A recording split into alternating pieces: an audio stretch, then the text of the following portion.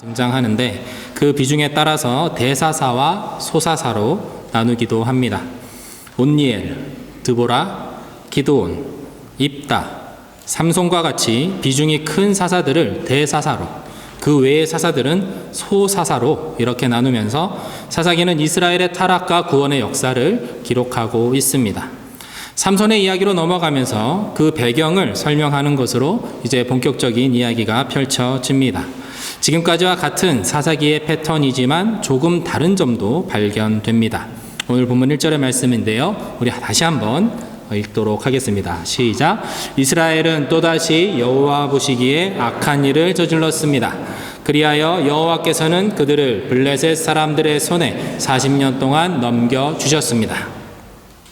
1절의 말씀을 보면 이스라엘 자손이 다시 여호와 보시기에 악한 일을 저질렀으므로 여호와께서 그들을 블레셋 사람들의 손에 40년 동안 넘겨주셨다라고 말씀하고 있습니다. 바로 이전 사사인 입다의 시대에 이스라엘은 암몬이라고 하는 족속에게 18년 동안 압제를 당했습니다. 그 어려움에 못 이겨서 그들은 스스로 우상을 폐하고 하나님께 돌아왔습니다.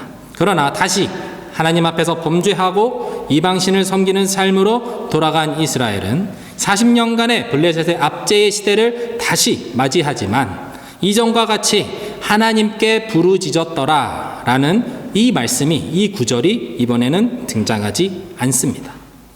다시 하나님 앞에 자신들의 죄를 고백하고 하나님의 도우심과 구원을 더는 바라지 않았다라는 것입니다. 이것은 이스라엘 백성들이 이미 죄악에 익숙해져서 마음이 둔해지고 그 둔해진 마음은 하나님을 찾지 않고 하나님께로 돌이키지도 않는 그 완악함에 사로잡혀 있었다는 것을 보여줍니다. 우리는 늘 하나님 앞에 회개합니다. 그러나 잘 생각해 보면 우리가 짓는 죄가 늘 새로운 죄가 아닙니다. 죄에는 한계라는 것이 있는 것 같습니다. 아무리 악하다고 해도 늘 새로운 죄를 지을 수는 없는 것이죠. 그래서 우리가 알고 있는 그 죄의 카테고리 안에 우리가 짓는 죄들은 다 들어가게 됩니다. 그래서 우리의 죄라고 할 때 그 죄들은 다 반복되는 죄입니다. 죄가 오랜 시간 동안 계속해서 반복되면 우리는 점차 지쳐갑니다. 그리고 점점 죄와 타협하게 됩니다. 그래, 사람이 다 그렇지, 사는 게 다 그렇지 뭐, 하나님도 이해하실 거야, 이렇게 스스로를 위로하면서 계속해서 반복되는 나의 죄의 모습을 보면서 그 죄가 나의 것이라고, 그 죄가 나라고 동일시하면서 죄를 나의 일부분으로 받아들이며 용인하는 그런 나를 발견하게 되는 것입니다. 죄에 대해서 둔감해졌다는 증거입니다. 죄와 타협했다는 뜻이기도 합니다. 지금 이스라엘 백성들이 그런 모습을 보이고 있습니다. 죄와 타협하고 그 죄를 받아들이니까 죄가 문화가 되었습니다. 여러분, 문화는 다른 것이 아닙니다. 문화는 살아가는 방식입니다. 이스라엘 백성들은 하나님께서 시내산에서 그들에게 주신 방식이 아닌 가나안에서 이방신을 섬기는 그 민족들의 삶의 방식을 선택했습니다. 그것이 더 화려하고 그것이 더 멋있고 그것이 더 실용적이라고 생각했기 때문입니다. 가나안의 족속들은 하나님을 모르기 때문에 그들의 삶의 방식은 하나님이 원하시는 방향과 같지 않았습니다. 오히려 반대되었다라고 할 수 있습니다. 그러나 이스라엘 백성들은 서서히 가나안의 삶에 동화되기 시작했고 죄는 점점 만연해졌고 죄가 그들의 문화가 되어 버렸습니다. 물론 누군가는 하나님을 믿지 않는다고 해서 그 삶이 무조건 죄가 되는 것은 아니지 않습니까? 라고 질문할 수 있을 것입니다. 그러나 그때 당시 가나안의 족속들이 섬기고 있는 신들은 풍요와 번영을 약속하면서 쾌락과 음란과 폭력의 문화를 형성하고 있었습니다. 가나안의 문화는 기본적으로 쾌락을 쫓습니다. 이익을 쫓습니다. 더 많이 가지고 더 많이 누리기 위해서 힘 있는 자가 힘 없는 자를 지배하는 약육강식과 적자생존의 법칙을 정당화합니다. 우상은 철저하게 나의 필요에 따라서 선택이 됩니다. 내가 풍족함을 누리기 위해서, 내가 더 많이 가지기 위해서, 내가 전쟁에서 승리하기 위해서 신을 달래고 신과 거래를 합니다. 내가 중요한 겁니다. 내 필요 때문에 신을 선택하는 것이죠. 그래서 우상을 섬기는 그 중심에는 자아를 향한 이기심이 있고 그 우상은 이것을 계속해서 부채질합니다. 그렇기 때문에 이러한 우상을 섬기는 문화는 갈수록 경쟁적이 되고 갈수록 폭력적인 문화를 형성하게 됩니다. 그리고 그것이 맞다, 그것이 정당하다라고 말합니다. 그 증거가 바로 인신제사와 같은 잔인한 방식의 어떤 문화, 모습이라고 할 수 있을 것입니다. 하나님께서는 이스라엘 백성들이 이러한 가나안의 문화를 거부하고 하나님의 말씀을 따라 그 율법을 따라서 살아가기를 바라셨습니다. 그러나 계속되는 실패로 인해서 이스라엘은 망연자실합니다. 더는 하나님의 구원을 기대하지 않는 지경에 이르렀다라는 것입니다. 변곡점을 지났습니다. 사사 입다를 통한 구원이 있었지만 이제 40년간의 블레셋의 압제 앞에서 이스라엘은 그것을 자신들의 숙명으로 받아들이고 있는 것입니다. 기대와 소망이 다 끊어졌습니다. 내가 누구인지, 어떻게 가나안 땅에 살게 되었는지, 우리 부모님은 어떤 신앙과 어떤 삶의 철학을 가지고 살아오셨는지, 이스라엘을 구원하신 하나님은 어떤 분이신지 다 잊고 블레셋의 그 다스림을 받으며 종노릇하며 살아가는 것에 만족하기로 한 것입니다. 다시 출애굽 이전에 애굽에서 종노릇할 때와 별반 다르지 않은 삶으로 다시 돌아가게 된 것입니다. 이러한 절망과 이러한 포기의 때에 하나님께서는 다음 사사인 삼손의 탄생을 준비하십니다. 오늘 본문 2절의 말씀인데요. 한번 같이 읽어보겠습니다. 시작. 단 지파로서 그의 이름은 마노아였습니다. 그의 아내는 임신하지 못하는 사람이어서 그녀가 자식을 낳을 수 없었습니다. 소라라는 성읍 출신의 마노아라는 사람과 그 아내가 등장하고 있습니다. 마노아는 좀 부드럽고 착한 성품을 가진 사람인 것 같습니다. 왜냐하면 아들인 삼손의 고집을 꺾지 못하고 결국 삼손이 원하는 대로 다 받아주고 따라주는 아버지의 모습을 보여주기 때문입니다. 사사기 14장 3절의 말씀을 보면 마노아가 아들 삼손에게 이렇게 말하는 것을 볼 수 있습니다. 3절인데요. 제가 읽겠습니다. 그러자 그의 아버지와 어머니가 그에게 말했습니다. 내 친척들이나 우리 모든 백성의 딸들 가운데서는 여자가 없느냐? 왜 내가 할례받지 않은 블레셋 사람 가운데 아내를 얻으려고 하느냐? 그러나 삼손이 그의 아버지에게 말했습니다. 그녀와 결혼하고 싶습니다. 저는 그녀가 좋습니다. 이렇게 말했던 마노아, 그는 결국 이 삼손의 고집을 꺾지 못하고 이 결혼을 허락합니다. 그런데 마노아가 할례를 받지 않은 블레셋 사람이라는 이 표현을 하는 것을 보면 마노아가 하나님이 주신 율법을 알고 또 지키려고 노력하는 사람이라는 것을 알 수 있습니다. 삼손이 이방 여인과 결혼하고자 하니 그것은 율법에 맞지 않다라고 말하면서 하나님께서 기뻐하시지 않는 일을 하지 말아라 라고 자녀에게 지금 말해주고 있는 것이죠. 사사시대는 하나님의 백성으로서의 정체성이 완전히 무너진 시대를 배경으로 하고 있습니다. 더 강해지고 싶어서, 더 편안한 삶을 살고 싶어서 선택한 우상과 이방신은 이스라엘을 지켜주지 못했습니다. 그들의 궁극적으로 바라는 삶으로 인도하지 못했다라는 것을 사사기가 계속해서 말해주고 있습니다. 그러나 이스라엘을 선택하시고 사랑하시기로 결심하신 하나님은 이스라엘을 끝까지 포기하지 않으십니다. 그리고 신락 같은 그 희망의 불씨를 지금 마노아라고 하는 온유한 하나님의 사람의 가정을 통해서 이어가고 계십니다. 절망의 시대, 모든 사람들이 죄와 더불어 살며 하나님을 잊고 있을 때 율법을 기억하며 자신의 삶을 하나님 앞에서 살아가고자 애쓰는 한 가정을 통해서 이스라엘을 구원하시는 하나님의 구원의 역사가 다시금 펼쳐지려 하고 있는 것입니다. 사랑하는 여러분, 이러한 삶은 외롭습니다. 제가 참 좋아하는 말 중에 그리스도인은 거룩한 외톨이입니다 라는 말이 있습니다.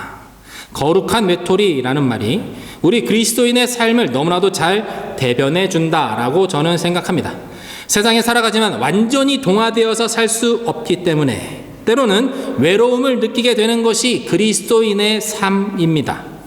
외로움은 우리를 때때로 지치게 만듭니다. 그러면 우리는 스스로 이러한 질문을 던지기 마련입니다. 하나님의 말씀을 지키며 이렇게 홀로 분투하는 것이 정말 의미가 있는가? 내가 이렇게 산다고 해서, 나 혼자 이렇게 애쓴다고 해서 하나님 나라에 도움이 될까? 내가 이렇게 희생하는 것을, 내가 이렇게 참는 것을 하나님은 과연 알고 계실까? 그러나 하나님께서는 그 한 사람을 통해서 하나님의 일을 이루시는 분이십니다. 하나님의 구원을 그 한 사람을 통해서 이루시는 분이 우리 하나님이시라는 것입니다. 마노아 역시 대단한 사람이 아니었습니다. 용기가 있고 담대한 사람도 아니었습니다. 아들인 삼손의 고집에 이리저리 끌려다니는 것처럼 보이는 아버지였습니다. 그러나 그의 순수한 믿음을 하나님께서는 이스라엘을 구원하는 그 씨앗이 자라는 터전으로 사용하십니다. 마노아는 율법을 알고 있었습니다. 하지만 그것을 끝까지 철저하게 지켜내지 못합니다. 그러나 하나님께서는 그러한 마노아를 용납하십니다. 그 중심에 하나님이 있기 때문입니다. 타락한 시대의 마노아는 그래도 하나님을 기억하는 사람이었습니다. 모두가 하나님을 기억하지 않기로 한 그 시대에 마노아와 그의 아내는 하나님 앞에서의 삶을 살아가 보려고 발버둥 치고 있었다라는 것입니다. 그런 마노아를 하나님께서 보고 계셨습니다. 그리고 자녀가 없는 그들에게 이스라엘을 구원할 사사를 보내기로 하신 것입니다. 사랑하는 성도 여러분, 주님이 우리의 연약함을 아십니다. 이런 바보 같은 이스라엘 백성들 같으니라고 하면서 사사기의 말씀을 읽으면 얻는 것이 없습니다. 그 말씀 안에 내가 없기 때문입니다. 사사기의 은혜는 어디 있습니까? 자격 없는 이스라엘을 여전히 포기하지 않으시는 하나님의 역사하심과 개입하심과 구원하심에 있습니다. 이스라엘은 자격이 없습니다. 마노아도 엄격하게 보면 자격 미달입니다. 삼손을 보면 더더욱 자격 미달입니다. 그러나 하나님께서는 당신의 구원을 직접 이루시는 분이십니다. 마노아가 넘어지고 또 넘어져도 그 중심은 하나님을 향해 있다라는 것을 하나님은 아시고 그를 긍휼히 여기시는 하나님이시라는 것입니다. 그렇다고 다 포기하고 넘어져서 일어날 생각도 하지 않고 주님 알아서 하십시오, 그렇게 손을 놓고 있으라고 성경은 우리에게 말하지 않습니다. 앞이 보이지 않아도, 열매가 보이지 않아도 우리는 울며 씨를 뿌려야 한다라고 성경은 말합니다. 하나님께서 분명히 거두실 것을 믿고 주님이 주신 말씀을 붙잡고 끝까지 뿌리라고 성경은 말합니다. 그래야 사사시대처럼 이 시대가, 그리고 우리 다음 세대가 타락하지 않게 되는 것입니다. 우리 다음 세대들이 우리 세대의 죄의 쓴 뿌리를 먹지 않게 우리가 지금부터 믿음의 씨앗을, 신앙의 씨앗을 뿌려야 한다라는 것입니다. 외롭지요. 외롭지만 때로는 의미가 없는 것처럼 보이기도 하지만 우리는 우리에게 주신 그 일을, 그 사명을 감당하면서 주님 앞에서 믿음의 삶을 끝까지 살아내야 합니다. 그 이유가 바로 여기 있는 것이죠. 마노아와 그의 아내는 아이가 없었습니다. 그런 마노아와 아내에게 하나님의 천사가 나타납니다. 오늘 본문 3절의 말씀인데요, 한번 같이 읽어보겠습니다. 3절입니다. 시작. 그런데 여호와의 천사가 그녀에게 나타나 말했습니다. 보아라, 내가 임신하지 못해서 자식을 낳을 수 없구나. 그러나 내가 잉태해 아들을 낳을 것이다. 임신을 하지 못해서 자식을 낳을 수 없는 상태, 이것은 단순히 마노아의 집안 상황뿐만 아니라 이스라엘의 소망이 없는 그 상황을 말해주는 은유적 표현이다 라고 할 수 있습니다. 내가 임신하지 못해서 아이를 낳을 수 없다라고 2절과 3절에 반복해서 말하고 있는 이것은 이스라엘이 영적인 절망의 상태에 있다라는 것을 말해주고자 하는 사사기의 강조법이라고 할 수 있는 것입니다. 이러한 절망의 강조에 이어서 바로 등장하는 그러나, 이 역접과 함께 천사가 말합니다. 아이를 잉태할 수 없지만 이제 내가 아들을 낳을 것이다. 아이를 가질 수 없지만 아이를 낳을 것이다 라는 불가능한 일을 말합니다. 아이를 가질 수 없는데 아이를 낳는다 라는, 이것은 논리적으로 맞지 않는 말이죠. 그런데 이것은 곧 불가능한 일, 말이 되지 않는 일, 이해되지 않는 일이 곧 일어날 것이다 라는 뜻이 됩니다. 곧 하나님께서 일하시기 시작할 것이다 라는 것이죠. 마노아의 아내에게 전해진 천사의 예언은 소망 없는 세상에 동정녀 마리아를 통해서 이 땅에 오신 예수님을 떠올리게 합니다. 삼손의 탄생과 예수님의 탄생은 질적으로 다르지만 몇 가지 공통점이 있습니다. 첫째로는 자녀를 잉태할 수 없는 상황에서 천사가 와서 아이가 생길 것을 말해주었다라는 것입니다. 불가능한 상황, 아직 결혼하지 않은 마리아와 임신을 하지 못하는 몸을 가진 마노아의 아내는 아이를 가진다는 것에 대한 기대와 소망이 없는 사람들이었습니다. 이러한 사람들에게 강권적으로 하나님의 역사가 와서 이스라엘을 구원할 삼손과 세상을 구원할 예수님의 탄생을 예고하고 있습니다. 둘째로는 이들이 아이를 가짐으로써 치러야만 할 대가가 있었다라는 것입니다. 마리아는 자신의 목숨을 걸어야 했습니다. 혼인을 약속한 사람이 있는데 아이를 가졌다라는 것은 유대 사회에서는 돌에 맞아 죽어도 되는 일입니다. 이스라엘에서 혼인을 약속하게 되면 1년간 남편은 아내 될 사람을 떠나서 결혼을 위한 집을 준비하고 지참금을 준비하는 시간을 가집니다. 그 시간 동안 신부가 될 여인은 절제하며 결혼을 위한 준비를 하면서 스스로 처녀라는 것을 시간적으로 증명하는 시간을 가지게 됩니다. 그런데 마리아가 혼인을 약속해 놓고 아이를 가져버렸으니 혼인 약속을 스스로 어긴 것이 됩니다. 이러한 마리아의 상황이 외부로 알려지게 되면 자칫 돌에 맞아 죽을 수도 있는 위험이 있었습니다. 그래서 성경에서는 요셉이 가만히 끊고자 하였다라고 그렇게 말하고 있는 것이죠. 마리아는 이러한 부담감을 가지고 예수님을 잉태한 것입니다. 마노아의 아내의 경우에는 삼손이 그 태중에서부터 받쳐진 자, 곧 나실인이 되었으므로 포도주와 독주를 삼가며 성경에서 말씀하고 있는 모든 부정한 것을 그도 먹어서는 안 되었습니다. 천사가 삼손을 태중에서부터 죽을 때까지 하나님께 온전히 드려진 나실인이 될 것이라고 하였기 때문입니다. 본문 4절과 5절에 보면 그 내용이 구체적으로 나와 있습니다. 함께 한 목소리로 읽어보겠습니다. 그러니 이제 너는 포도주나 독한 술을 마시지 말고 부정한 어떤 것도 먹지 않도록 부디 조심하여라. 보아라, 내가 임신의 아들을 낳을 것이니 그의 머리에 면도칼을 대서는 안 된다. 그 아이는 모태에서부터 하나님께 나실 사람이 될 것이기 때문이다.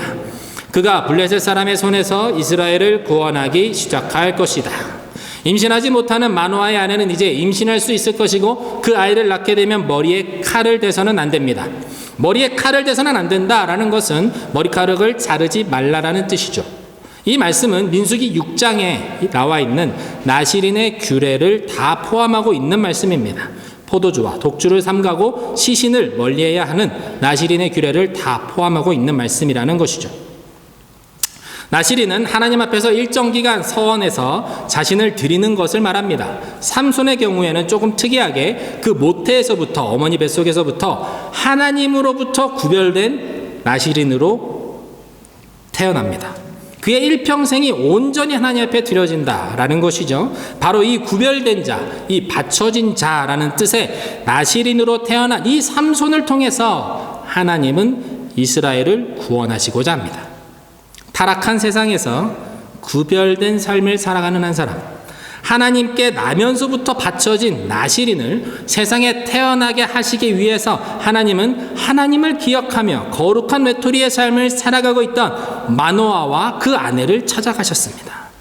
율법을 기억하며 지키고 있던 한 사람, 그리고 하나님의 말씀에 순종하며 그 희생의 대가를 기꺼이 치르고자 하는 사람을 하나님은 찾으시고 사용하셨다라는 것이죠. 타락과 혼돈의 사사시대에 하나님께서는 구별된 자를 찾으셨습니다.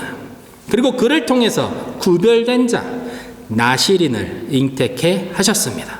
그리고 그렇게 하나님께 태중에서 바쳐진 이 삼손을 통해서 불가능할 것 같은 그 이스라엘의 구원을 이루어 나가십니다. 그렇다면 우리는 어떻게 구별되어야 하겠습니까? 고린도전서 6장의 말씀으로 함께 가보겠습니다. 고린도전서 6장 19절에서 20절의 말씀 제가 세 번역으로 읽겠습니다.